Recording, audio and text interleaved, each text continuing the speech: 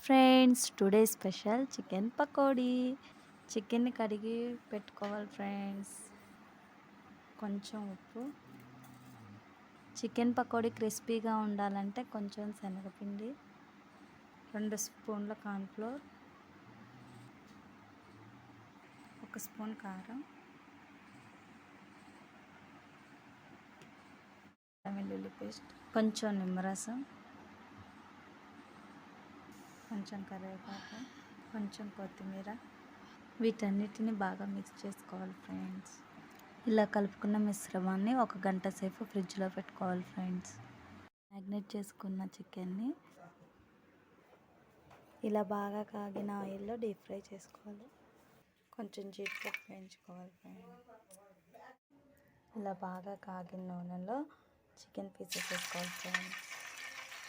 ఇలా golden brown colour వచ్చే వరకు వేసుకోవాలి ఫ్రెండ్స్. వేడి వేడి చికెన్ పకోడీ రెడీ.